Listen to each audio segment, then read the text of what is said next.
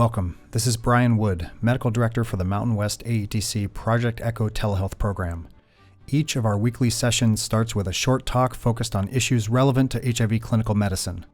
The following talk was recorded live here at University of Washington. We will now take you to this week's talk. Thank you for joining us today. I'm really glad to be back and have the opportunity to talk about fentanyl. Of course, I'll be talking a bit about opioid use disorder in general, but really trying to focus on fentanyl, which is driving the current epidemic. And I just want to acknowledge that this overlaps tremendously with people living with HIV and other syndemics as well. All right, I have no disclosures, and this is just a brief statement about funding for this presentation, which makes this possible. I do want to just acknowledge that the data that I present today are limited, that a lot is missed in the data that we've collected, and that they really don't adequately address that racism and not race is driving and contributing to a lot of what we'll talk about. So here's the basic structure for what I hope to go through today. I'll go through sort of an overview of what is fentanyl, how is it different from other opioids, because we really are in this unprecedented era and things are changing very rapidly. And so why is that? What is it about fentanyl that makes it so different? Including, I'll review some of the pharmacology. We'll talk about fentanyl-involved overdose and how that relates not just nationally, but to the trends that we're seeing in our county and state. And then really look a little more at how fentanyl is impacting on opioid use disorder care in general and on treatment strategies. And one thing I think that will be clear today is we really need a lot more research in this area. There's a tremendous need, and good data is really difficult to gather and takes a while. And we're really seeing this play out with the fentanyl crisis, where practice is often evolving faster than a really rigorous research base. And there's a lot more that we need to work on. I just want to clarify, I'll use the term fentanyl, but really as a shorthand for not only fentanyl and other fentanyl analogs, but also for any highly potent synthetic opioids. They're really kind of usually looked at in the same group epidemiologically, sorry, that's a mouthful, and they are also really treated the same way. Diving into really what is fentanyl and what makes it different. So you're probably aware fentanyl is a fully synthetic opioid. It's active at the mu opioid receptor, and that's the same opioid receptor that oxycodone, morphine, heroin, et cetera, are active at. One thing just to be aware of is that fentanyl is not detected on most routine urine toxicology screens. And depending on where you practice and what changes, in what ways your lab has adapted and your clinical system has adapted, you may or may not be picking up fentanyl unless you go looking for it specifically. People, as with many substances, can use fentanyl in a variety of ways. It's commonly smoked, sometimes snorted or injected, and occasionally taken orally. It's very easy to synthesize and to traffic compared to heroin. And this has probably contributed to just this explosion of fentanyl, making it kind of flooding the market. It's also hugely profitable because it's so much easier to synthesize and traffic. So it really is now universally present in the US drug markets. It took a little longer to really fully arrive here on the West Coast, but when it did arrive, it really exploded. Most people who use fentanyl tablets or refer to them as blues, but also it's common to use fentanyl powder. And a lot of people are seeking fentanyl, but it's also found as a contaminant in other substances. Essentially, I would assume that any illicit substance may well have fentanyl in it, and patients should be aware of that for their own safety. The amount and the strength vary tremendously, and there's really no way to tell just by looking at it if it's fentanyl. One thing I don't mention in this talk, but it's just worth maybe a quick side note, is there are fentanyl test strips, which might provide some benefit for people who want to test their substances, but it's important to know that even a negative fentanyl test strip really doesn't give you a green light. The idea is still to proceed very cautiously. So why is fentanyl so deadly? It's extremely potent, meaning it activates the opioid receptor much more strongly and less of the drug is required for that effect. And related to that high potency, it's got a very small margin of error. And we see this with just tremendous explosion of fentanyl-related overdose deaths. So it has this small margin of error, and overdose is it's very risky for overdose. It also, because it's so potent, it leads to greater downregulation of the opioid receptors, and it can lead to rapid and very profound development of opioid tolerance, dependence, and withdrawal. And I definitely hear this from patients who are kind of comparing their experience of fentanyl to other opioids like heroin, just that they felt like they moved through those stages much more quickly. Similarly, it has very profound and quick effects on respiratory drive, on depressing respiratory rate and breathing. And then one thing to note about fentanyl that is different, it is thought to have kind of a very strong noradrenergic toxicity effect, which probably contributes to this phenomenon of wooden chest or really stiff chest wall and laryngospasm, both which can make overdose more dangerous and be higher to manage. And then I'm going to dive into a little bit on this last point. You may have heard that fentanyl is also highly lipophilic, and there are some really interesting consequences of that, and really clinically important consequences of that. So because of its lipophilicity, the fentanyl enters the brain very quickly, but it also leaves very quickly.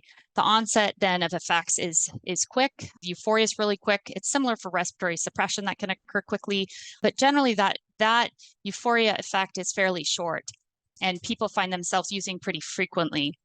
Fentanyl, because of its lipophilicity, is also redistributed to the fatty tissues, and this leads to this phenomenon of a really prolonged metabolite elimination, which is very difficult to predict and varies a lot between individuals. So we find that there are studies showing, and clinical experience supports this, that some people will still have fentanyl around, 1 or 2 weeks after they've last used fentanyl. And partly related to that, then there's less predictability to when we expect people to withdraw, and also to when people will be out of that window where we'll precipitate withdrawal by giving them a partial agonist like buprenorphine.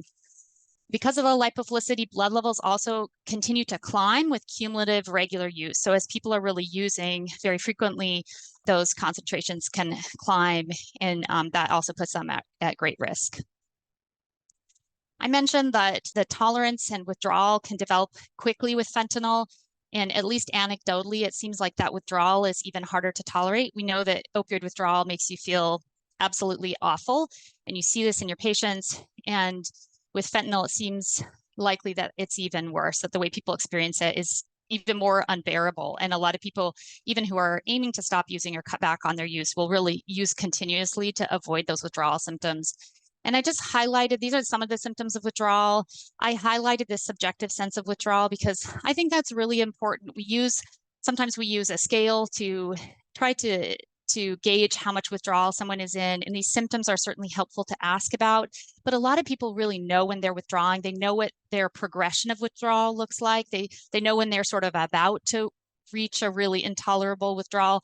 And I know when I'm on the addiction consult service and talking to inpatients, for instance, that's actually really helpful. It's more helpful than these clinical scales that we use where we're asking someone else to evaluate how someone's doing.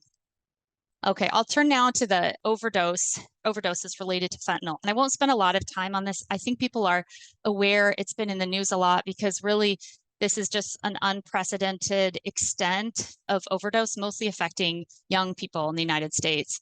So in the year ending in 2022, there were nearly 110 overdose deaths in the United States, and 76% of those involved an opioid. And you can see that fentanyl is absolutely driving that increase in overdose death.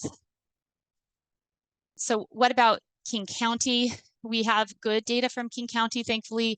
We have really active surveillance, and there's actually a publicly available overdose death dashboard that you can look at and look at overdose deaths, week by week. So for 2023 so far, fentanyl was found in 81% of overdose deaths. There are really dramatic increases, as you'll see in these figures, not just in fentanyl-related and opioid-related overdose deaths, but also in the number of deaths in which, and the proportion of deaths in which both stimulants, usually methamphetamine, but could also be cocaine, and opioid are both found. And so if you see that purple part of the bar is showing you that increase, that's also driving these trends. And then I want to just acknowledge that the impacts of these are really disproportionate, and people who are experiencing homelessness or are in supportive housing and out of homelessness are very highly affected, as are ethnic minorities and folks in South King County and in Seattle, city of Seattle. I took out my slide on the Department of Health, Washington Department of Health, but the data looks similar. And I wish I had figures for some of these other states. I saw we have great geographic representation, but I think it's fair to say that the trends in general are quite similar. So I touched on this explosion of overdose deaths related to a combination of psychostimulants and opioids. And I just wanted to take a quick tangent to that because along with this explosion of fentanyl, we're really seeing an explosion of methamphetamine. And this has actually been termed by a number of people as the fourth wave of the opioid epidemic. So it's not necessarily intuitive. Why would people use, an upper and a downer, a stimulant and a downer together? And there have been studies looking at this mostly through qualitative data, and people provide a lot of reasons. And you hear this when you're talking to patients too. There can be this kind of synergistic or enhanced high people might use to balance out the negative effects or to mitigate some of the withdrawal symptoms. People will say when you're withdrawing from anything, methamphetamine makes you feel better, can help. Sometimes people actually use meth when they're trying to detox off opioids. And then for people who don't have a safe place to live, are sleeping on the street, for instance, and addicted to opioids, they may also use meth to try to stay awake and kind of keep themselves safe. But use of those two, of a depressant and a stimulant, really increases the pressure on the brain and on the cardiopulmonary system and contributes to this increased risk of overdose. I also just want to note that if you are someone who primarily uses stimulants and you get exposed to fentanyl, you don't have the opioid tolerance of someone who's regularly using fentanyl or other opioids. And so you're very vulnerable to overdose. I'll go through this quickly. I think most people probably know how to recognize an overdose. Again, that chest wall rigidity is something that can be seen specifically with fentanyl.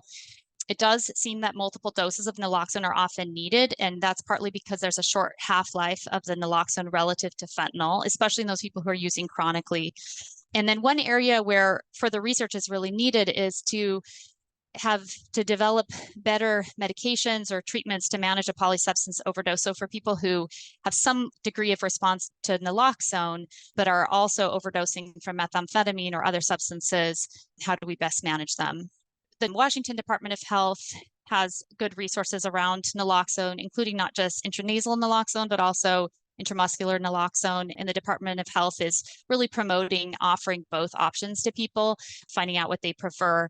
And they're also really recommending that when we give out naloxone, that we recommend that people take more than one. They have at least two or more, just because often more than one is needed and because people who use drugs are so frequently around when someone overdoses.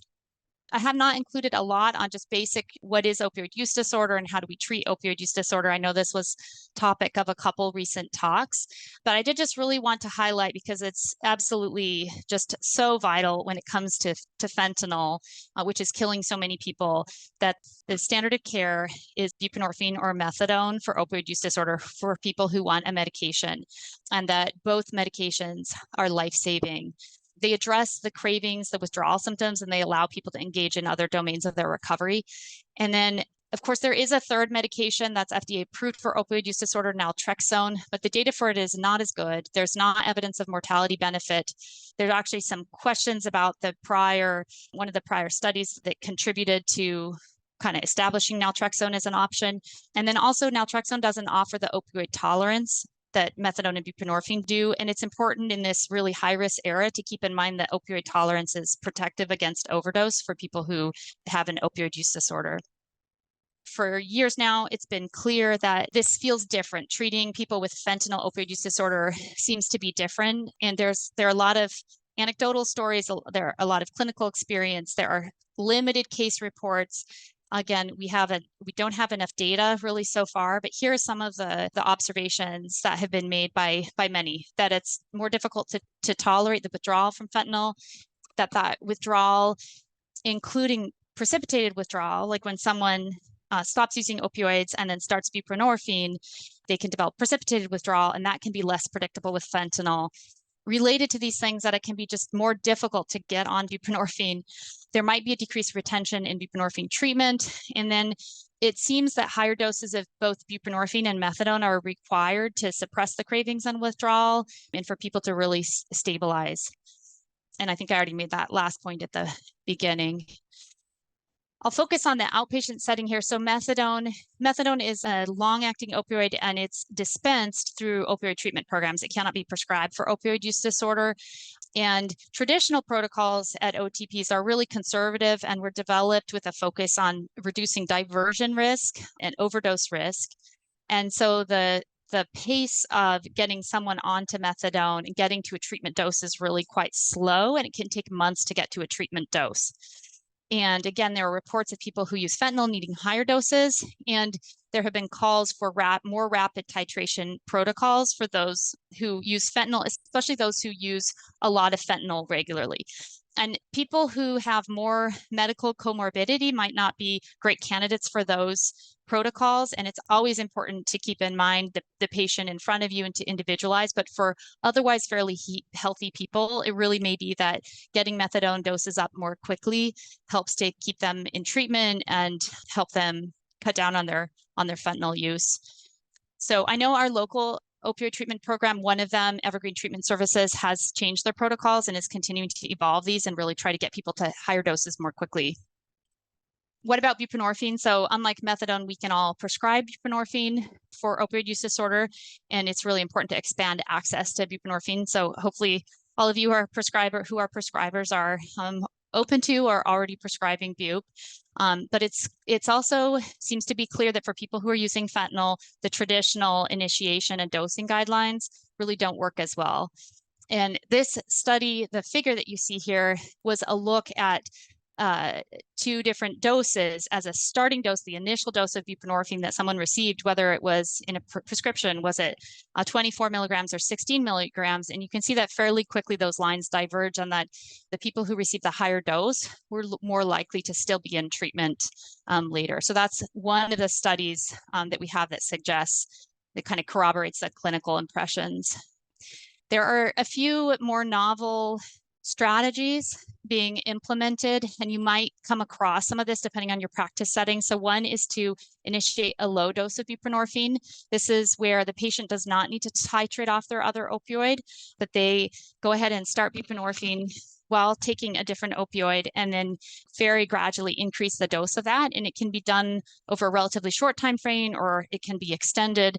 It's a lot better tolerated, and it doesn't put someone through the risks that come with tapering a prescribed opioid, but it's very complicated. And it's also kind of, I didn't put this on here, but I should have, becomes kind of ethically problematic in someone whose current opioid is fentanyl, because we don't want to endorse or encourage people to continue to use fentanyl while they're getting this going. So this is usually used in a more structured environment like a hospital setting or maybe an opioid treatment program, but it's probably worth being aware of. I won't spend much time on this slide. I just want to comment that this low dose initiation is also now being tried in a more rapid form. And we do this at Harborview, and there's both in and outpatient, a little bit of in and outpatient data for still using a low dose initiation where you're starting buprenorphine at very small doses and gradually increasing without stopping the full agonist opioid, but you're doing so by frequent dosing over just a few days. So that's probably something we'll see more of. And then another more simple strategy is to use higher doses for people using fentanyl. And there's some data from emergency department settings, and there's accumulating clinical experience. In this case, the approach to beginning buprenorphine would be to have someone stop fentanyl use, wait at least 24 hours, maybe longer, maybe up to 48, and until the person is in ideally at least moderate withdrawal, and then go ahead and give them a first dose of buprenorphine that's somewhere between 8 and 16 milligrams. And also you can give a higher total dose in that first day. And just from my own clinical experience, I've seen this to be effective and well tolerated. So this is, I think, really my last slide. I just wanted to come back to that point that the research is really, the clinical practice is really evolving more quickly than the research. And these are some really important questions that need to be addressed. Some of this work is is ongoing. So what are the ideal titration protocols for methadone? Is methadone maybe better than buprenorphine for people who use a lot of fentanyl? What is the ideal dose of buprenorphine? Should it be higher? Is sublingual or long-acting injectable buprenorphine better than sublingual? And I'm just asking these questions. I don't mean to imply that these are all true statements, but what is the best strategy to get people using fentanyl onto buprenorphine? And then how do we protect people who do not have an opioid use disorder, but are exposed to opioids through the illicit drug supplies? As somebody who's using methamphetamine and would be occasionally exposed to an opioid. All right. So in conclusion, the scale of this fentanyl crisis is really unprecedented, and fentanyl is indeed very unique pharmacologically, and we see a lot of clinical implications of that. But opioid use disorder remains highly treatable. Methadone and buprenorphine are life-saving, and they're the standard of care. And then while guidelines continue to recommend these more standard protocols, emerging strategies are rooted in the same pharmacologic principles and really need further study. Thank you for watching this edition of the Mountain West AETC Project Echo Didactic Series. If you like this talk, please click the red subscribe button and please check out other talks in our series. Until next time, this is Brian Wood, Medical Director, signing off.